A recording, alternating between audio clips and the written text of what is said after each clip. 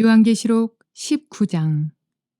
이 일 후에 내가 들으니 하늘에 허다한 무리의 큰 음성 같은 것이 있어 이르되 할렐루야, 구원과 영광과 능력이 우리 하나님께 있도다. 그의 심판은 참되고 의로운지라. 음행으로 땅을 더럽게 한 큰 음녀를 심판하사 자기 종들의 피를 그 음녀의 손에 갚으셨도다 하고, 두 번째로 할렐루야 하니 그 연기가 세세토록 올라가더라. 또 24장로와 네 생물이 엎드려 보좌에 앉으신 하나님께 경배하여 이르되 아멘 할렐루야 하니, 보좌에서 음성이 나서 이르되 하나님의 종들 곧 그를 경외하는 너희들아, 작은 자나 큰 자나 다 우리 하나님께 찬송하라 하더라. 또 내가 들으니 허다한 무리의 음성과도 같고 많은 물소리와도 같고 큰 우레소리와도 같은 소리로 이르되 할렐루야, 주 우리 하나님 곧 전능하신 이가 통치하시도다. 우리가 즐거워하고 크게 기뻐하며 그에게 영광을 돌리세. 어린 양의 혼인 기약이 이르렀고 그의 아내가 자신을 준비하였으므로 그에게 빛나고 깨끗한 세마포 옷을 입도록 허락하셨으니 이 세마포 옷은 성도들의 옳은 행실이로다 하더라. 천사가 내게 말하기를 기록하라. 어린 양의 혼인잔치에 청함을 받은 자들은 복이 있도다 하고, 또 내게 말하되 이것은 하나님의 참되신 말씀이라 하기로 내가 그 발 앞에 엎드려 경배하려 하니, 그가 나에게 말하기를 나는 너와 및 예수의 증언을 받은 네 형제들과 같이 된 종이니 삼가 그리하지 말고 오직 하나님께 경배하라. 예수의 증언은 예언의 영이라 하더라. 좋은 날입니다. 성령님께서 오늘도 여러분의 심령 가운데 깊은 평안과 큰 확신 주시기를 주님의 이름으로 축복하여 드립니다. 오늘은 요한계시록 19장 1절부터 10절까지 말씀을 통해서 주의 음성을 들을 수 있기를 바랍니다. 요한계시록은 주로 심판과 재앙에 대한 이야기입니다. 그렇기 때문에 좀 어둡고 암울하고 두렵고 무섭고 아주 경고가 되어지는 그러한 말씀이라고 볼 수 있죠. 그런데 19장부터 시작해서 드디어 승리의 방파레가 울리기 시작합니다. 19장, 20장, 21장, 22장에서는 요한계시록의 마지막 결론적인 부분이 우리에게 들려지고 있기 때문입니다. 오늘 본문의 제목을 저는 할렐루야, 어린 양의 혼인잔치가 가까이 다가옵니다. 어린 양의 혼인잔치가 가까이 다가왔다는 선포가 오늘 지어지면서 네 번에 걸쳐서 할렐루야, 할렐루야 하는 함성이 쏟아지는 것을 볼 수가 있습니다. 자, 오늘 본문에 들어가기 전에 우리가 16장부터 21장까지의 내용을 살펴보면 요한이 보게 된 세 번째 환상인데, 그 부분은 주로 마지막 때 7년 환란 때 일어날 클라이막스에 속한 이야기들을 우리에게 기록하고 있습니다. 주로 하나님의 심판과 그리고 구원에 집중하는 걸 보게 되어집니다. 7년 환란 그 가운데서 특별히 후 3년 반에 일어날 일들을 아주 자세하게 기록한 것이 16장부터 21장이라고 볼 수가 있습니다. 적 그리스도, 거짓 선지자는 심판을 받고 예수님께서 어린 양의 혼인잔치를 행하기 위해 공중 재림하시는 이야기까지가 흘러나오는 것이 바로 16장부터 21장입니다. 그 중에서도 16, 17, 18장을 우리가 지금까지 살펴보았는데 16장은 마지막 7 대접의 재앙에 대한 이야기였습니다. 저는 그것을 주로 7년 환란 가운데서도 후 3년 반에 일어날 일들이라고 여러분에게 말씀을 드렸습니다. 그러면 이 7 대접의 재앙, 후 3년 반에 집중되어지는 이 재앙은 누구를 향한 것인가 할 때 17장에서 음녀를 위한 것이고 18장에서 바벨론을 멸하기 위한 것이었다. 음녀도 죽임을 당하고 바벨론도 멸망을 한다는 이야기. 그로 말미암아 19장으로 넘어갈 때 이제 하나님의 승리가 가까웠다는 그 신호를 우리에게 보여주는 것을 볼 수가 있습니다. 오늘 1절부터 10절까지에서는 네 번의 할렐루야를 걸쳐 통하여서 다가오는 어린 양의 혼인잔치를 미리 바라보며 이제 눈앞에 성큼 들어선 주님의 재림, 그리고 어린 양의 공중에서의 혼인잔치를 미리 선포하는 내용을 오늘 보게 되어집니다. 그리고 내일은 11절부터 21절까지의 말씀을 통해서 드디어 승리자로 오셔서 짐승과 왕들의 연합군을 멸하시는, 심판하시는 승리의 하나님의 모습을 우리는 보게 되어집니다. 웃어야 되겠죠. 기뻐해야 되겠죠. 이제는 정말 우리가 역사를 통해서 기대하고 소망하고 기다렸던 그날이 지금 오게 된 것입니다. 한번 살펴봅시다. 1절부터 10절까지의 내용입니다. 그 내용을 보기 위해서는 1절에 이 일 후에 내가 보니 하는 이야기가 나오면서 3번 할렐루야 이야기가 나옵니다. 하늘의 허다한 무리에 큰 음성 같은 것이 있어 이르되 할렐루야 구원과 영광과 능력이 하나님께 있도다.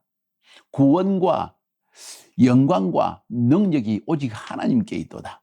이 세상에 있는 것이 아니다. 세상의 물질에 있는 것도 아니다. 마귀가 가진 것도 아니다. 구원은 하나님으로부터, 영광도 하나님으로부터, 큰 능력도 하나님에게 있다. 그의 심판은 참되고 의로우신지라. 음행으로 땅을 더럽게 한 큰 음녀를 심판하사 자기 종들의 피를 그 음녀의 손에 갚으셔도다.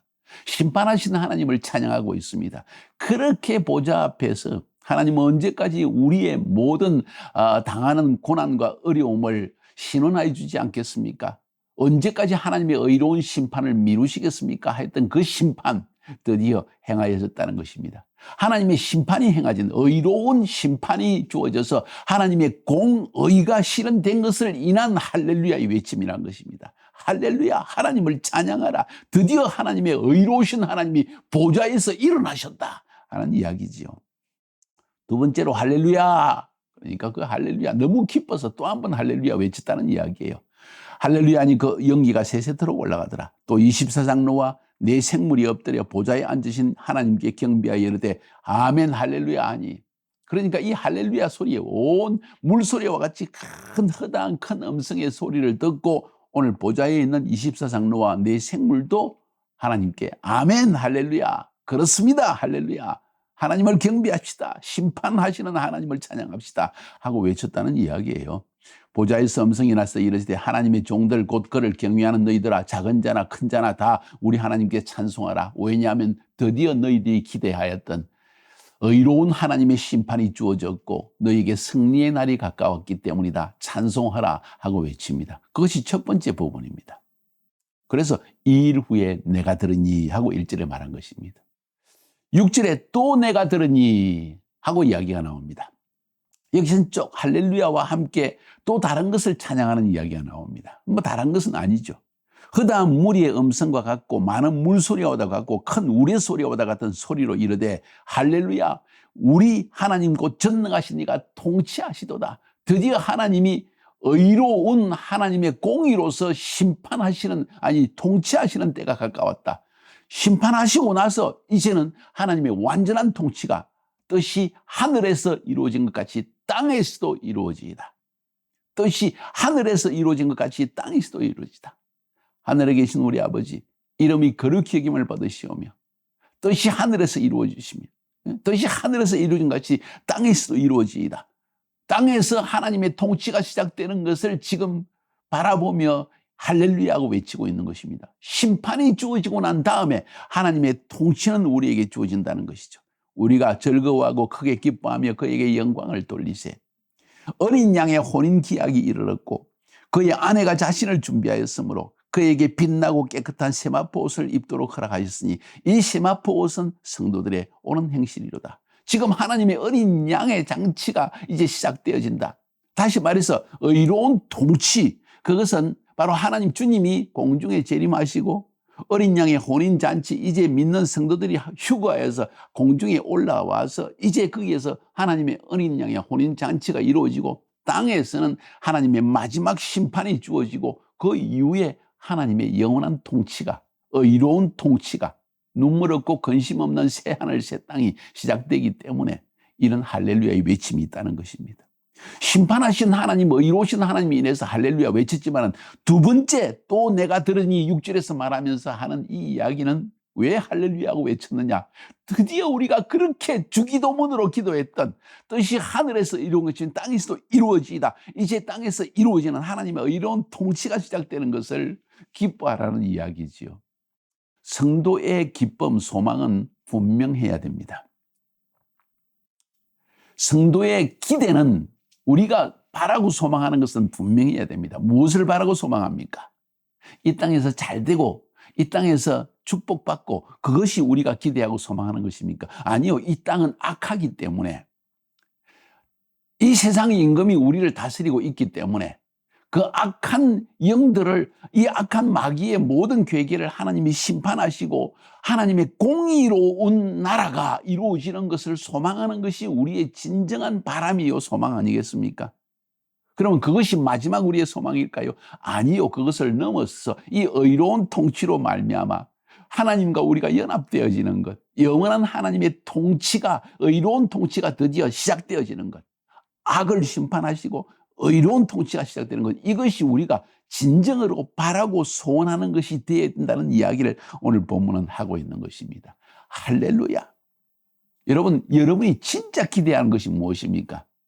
내 아들이 좋은 대학 들어가는 것, 여러분이 사업에 성공하는 것, 어느 정도 수준이 되어서 중류사회 이상으로서 내가 원하는 걸 할 수 있고, 여행도 갈 수 있고, 맛있는 거 사 먹을 수 있고, 그리고 큰 집을 사서 편안하게 살 수 있는 것, 그것이 여러분의 진짜 소망하는 것입니까? 그러면 큰 착각을 하고 있는 것입니다. 우리의 진정한 소망은 어떻게 하면 이 불의한 세상에 하나님이 공의로운 심판을 내리시고, 그리고 하나님의 의로운 통치가 시작되는, 하나님 나라의 통치가 시작되는 그날을 바라는 것이 우리의 진정한 소원이고, 그것이 우리의 기도의 제목, 마음의 중심의 제목이 되어져야 된다는 거예요.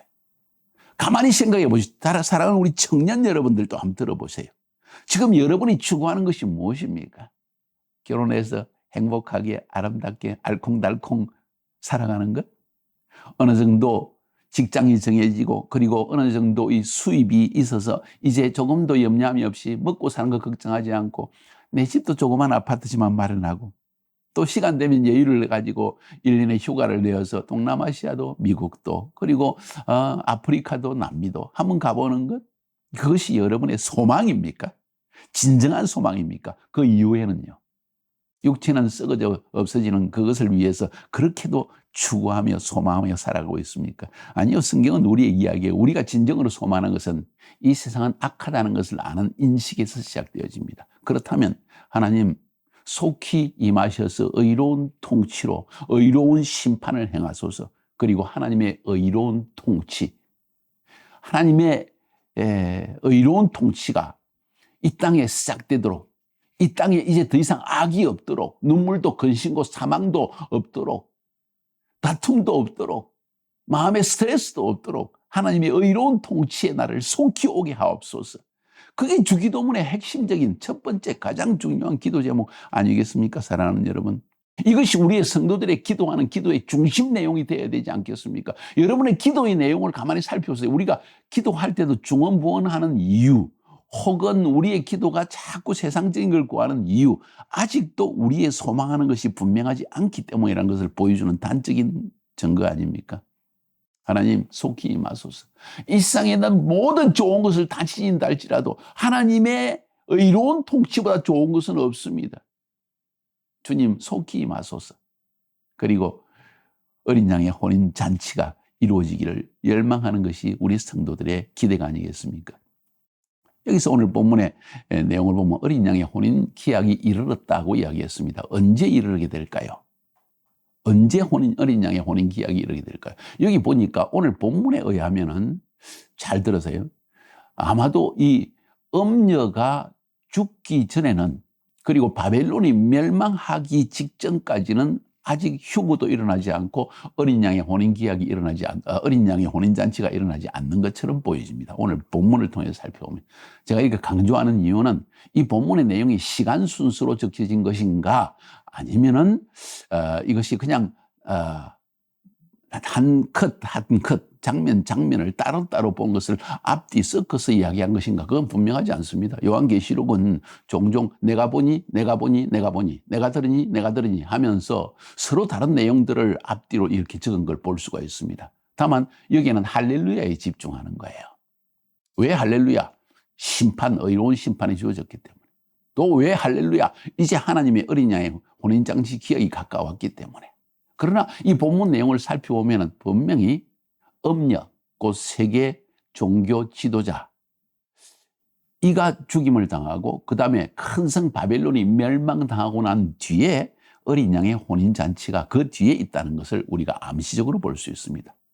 또 만약 요한계시록이 19장, 20장이 시간적으로 기록된 것이라고 본다면 20장에서 보는 것처럼 천년왕국이 20장에 나오기 때문에 아마도 천년왕국 전에 어린 양의 혼인잔치, 다시 주님이 공중 재림하시고 성도들이 휴거하는 일들이 일어나지 않겠는가 하는 것을 우리가 생각해 볼 수 있습니다. 휴거에 대해서 재림 후에 일어날 것인가, 재림 전에 일어날 것인가, 아니면 휴거와 재림이 동시에 일어날 것인가, 다양한 학설이 있습니다. 성경 전체를 통해서 그들은 나름대로 성경을 근거로 해서 그런 이야기를 하고 있습니다. 제가 볼 때는 주님의 공중 재림과 함께 휴거는 일어나고 거기에서 어린 양의 혼인잔치가 이루어진다 하는 것을 생각해 볼 수가 있겠죠. 천년왕국 때는 그들이 내려와서 땅에서 천년왕국의 놀라운 역사가 일어난다고 저는 그렇게 보게 되어집니다. 자, 봅시다. 우리가 즐거워하고 크게 기뻐하며 그에게 영광을 돌리세. 어린 양의 혼인 기약이 이르렀고 그의 아내가 자신을 준비하였으므로 그에게 빛나고 깨끗한 세마포 옷을 입도록 허락하였으니 이 세마포 옷은 성도들의 옳은 행실이로다. 누가 이 어린 양의 혼인잔치에 참여하느냐의 이야기를 우리에게 들려주고 있습니다. 누가요? 성도들의 옳은 행실을 가진 세마포라는 겁니다. 여기서 옳은 행실, 그러면 하나님 앞에 흠없이 의롭게 살지 않으면 천국에 들어가지 못한다는 이야기일까요? 아니요. 이 세마포는 어린 양의 피로 물드는 세마포라고 말할 수가 있습니다. 예수 그리스도를 믿음으로 말미암아 우리의 모든 죄악이 씻음받은 성도들만이 들어갈 수 있는 것이죠. 그럼에도 불구하고 예수 믿었다는 사실 때문에 감사와 감격과 은혜로서 스스로 죄에서 떠나 이제 하나님 앞에 의로운 삶을, 바른 삶을, 깨끗한 삶을 살기로 결단한 사람들이 들어갈 수 있는 곳이 바로 이 어린 양의 혼인잔치라는 걸 알 수가 있습니다. 그러면 이런 질문도 나오죠. 그럼 예수 믿고 나서 우리의 삶이 변화도 되지 않고 또 옛날 습관도 나타나고 또 죄를 지으면 우리는 천국의 어린 양의 혼인잔치에 참여 못하게 될까요? 그렇다고는 생각할 수 없습니다. 성경 전체 이야기는 우리는 예수 믿어 어린 양의 피로 씻음받고 구원받은 그 은혜로, 믿음으로, 은혜로 구원받는다는 것을 명백히 하고 있기 때문입니다. 그러나 여기서 이 세마포 옷은 옳은 성도들의 옳은 행실이로다. 예수 믿고 나서 조금이라도 변화되어진 그들의 삶 때문에 하나님이 이런 축복을 주신다고 저는 그렇게 믿고 있습니다. 천사가 내게 말하기를 기록하라. 어린 양의 혼인잔치에 청함을 받은 자들은 복이 있도다 하고 또 내게 말하되 이것은 하나님의 참되신 말씀이라 하기로 내가 그 발 앞에 엎드려 경배하리하니 그가 내게 말하기를 나는 너와 및 예수의 증언을 받은 내 형제들과 같이 된 종이니 삼가 그리하지 말고 오직 하나님께 경배하라. 예수의 증언은 예언의 영이라. 할렐루야. 뭘 말하고 있습니까? 오늘 여기서 어린 양의 혼인잔치에 대해서 잠깐 멈춰 생각해 보면 유대인의 기로는 크게 말해서 3단계로 이루어진다 볼 수 있습니다. 자세하게 말하면 6, 7단계로 막 나눌 수가 있겠지만은 크게 볼 때 3단계로 이루어집니다. 첫 번째, 소위 정혼이라는 것이 있습니다. 신부를 돈을 주고 사는 것이죠. 정혼, 약혼하는 것입니다. 우리말로 쉽게 말하면. 그 약혼의 기간 다음에 결혼식까지, 3번째 단계 결혼식 오기까지 중간에 기다림의 단계가 있다는 거예요. 오랫동안 기다립니다. 그 기다림의 시간은 우리에게 매우 중요합니다. 신부가 아직 어린아이였을 때 정혼을 했을 수 있습니다. 신부가 자랄 때까지 기다려야 됩니다. 신부는 자신을 정결하게 지키면서 신랑을 만나야 됩니다. 그러니까 이 기다림의 시간에 가장 중요한 것은, 신부에게 가장 중요한 것은 자기 몸을 더럽히지 않고 다른 남자와 자지 않고 마음도 다른 남자에게 빼앗기지 않고 아주 깨끗한 마음으로 신랑을 기다리는 자세, 이게 바로 이 신부가 해야 될 2번째 가장 결혼식까지 갈 중요한 그 마음의 자세입니다. 첫 번째 약혼식, 정혼식이고 2번째 기다림, 3번째 그리고 결혼식입니다. 결혼식의 때가 되면 신랑이 와서 신부를 자기 집으로 데려가게 되어집니다. 이것이 바로 그 때문에 신랑은 큰 결혼잔치를 베풀어서 신부를 데려와서 사람들 앞에 공적으로 결혼을 이루는 것이죠. 이렇게 3단계로 이루어집니다. 정혼식, 기다림, 결혼식.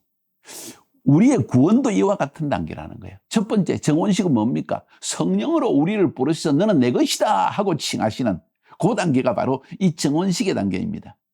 그리고 그 순간부터 실제로 이 신랑 되신 주님이 오셔서 우리와 어린 양의 호린 잔치를 공중에서 행하는 그때까지는 오랜 기간의 기다림의 시간이 있다는 거예요. 그 기다림의 시간에 우리가 해야 될 가장 중요한 것이 무엇이냐? 우리 자신을 정결케 하여 신랑 되신 주님 앞에 부끄러움이 없는 신부의 자세를 지니는 것이 중요하다고 성경은 말하고 있는 것이죠. 어린 양의 혼연잔치가 가까웠다. 세마포는 성도들의 옳은 행실이다. 그 이야기를 하는 거예요. 기다림의 단계를 지금 우리에게 말하고 있는 것입니다. 언제 휴거가 일어날까요? 성경도 사실은 예수님께서도 명확하게 재림과 휴거의 연관관계, 휴거가 그 전, 그 후 그런 언급을 별로 하지 않습니다. 거의 같은 시간에 일어나는 걸 우리에게 말하고 있습니다. 읽어볼까요? 마태복음 24장 36절, 37절, 40절, 42절에 그러나 그날과 그때는 아무도 모르나니 하늘의 천사들도 아들도 모르고 오직 아버지만 아시느니라. 노아의 때와 같이 인자의 임함도 그러하리라. 그때 두 사람이 밭에 있음에 한 사람은 데려가고 한 사람은 버려둠을 당할 것이요. 두 여자가 맷돌질을 하고 있는데 한 사람은 데려가고 한 사람은 버려둠을 당할 것이니라. 그러므로 깨어있으라. 어느 날에 너희 주가 임할는지 너희가 알지 못하느니라. 주님이 언제 임할지 모른다. 그 주님의 직전에 혹은 주님 재림의 때 이제 어떤 사람은 버려지고 어떤 사람은 휴거를 할 것이다. 아주 그렇게 그냥 단순하게 이야기합니다. 여러분 자세하게 주님이 재림하실 때 휴거가 일어납니까? 그 전입니까? 그 후입니까? 복잡하게 생각하지 마세요. 주님이 공중에 재림하지 않으시면 어떻게 휴거가 일어나겠어요? 거의 동시에 일어나는 것처럼 보여집니다. 고린도전서 15장 51절 52절 보라 내가 너희에게 비밀을 말하노니 우리가 다 잠잘 것이 아니요 마지막 나팔에 순식간에 호련히 다 변화되리니 나팔 소리가 나매 죽은 자들이 썩지 아니할 것으로 다시 살아나고 우리도 변화되리라. 휴거된다는 이야기입니다. 데살로니가전서 4장 16절 17절에도 주께서 호령과 천사장의 소리와 하나님의 나팔 소리로 친히 하늘로부터 강림하시리니 하늘로부터 강림하신다. 그리스도 안에서 죽은 자들이 먼저 일어나고 그 후에 우리 살아남은 자들도 그들과 함께 구름 속으로 끌어올려 공중에서 주를 영접하게 하시리니 그리하여 우리가 항상 주와 함께 있으리라. 어린 양의 혼인잔치에 대한 이야기죠. 주님의 공중재림과 함께 어린 양의 혼인잔치는 이루어진다는 것을 성경은 말하고 있습니다. 중요한 것은 그날까지 우리는 세마포를 입고 기다릴 것인가 아니면 자신을 더럽히며 살아갈 것인가. 중요한 이야기 아닙니까? 무엇으로 더럽혀집니까? 세속적인 영으로 앞에서도 일어난 것처럼 이 세상이 전부인 것처럼 하나님보다도 이 모든 것을 계속 추구하며 살아가는 그런 삶의 자세를 세마포를 준비한 삶이라고 말할 수 있을까요? 신랑을 간절히 소망하며 기다리는 신부의 마음 자세라고 말할 수 있을까요? 신랑 앞에 떳떳하게 설 수 있는 마음의 자세라고 말할 수 있을까요? 생각해 보시기 바랍니다. 이 예언은 반드시 성취되어집니다. 하나님의 의로운 심판도 주어지고 어린 양의 혼인잔치도 반드시 이루어집니다. 그래서 9절에 이것은 하나님의 참되신 말씀이라. 10절에 예수의 증언은 예언의 영이다. 주님이 신약 성경에 말씀하신 것 예언이라는 거예요. 주의 깊게 살펴보라는 것이죠.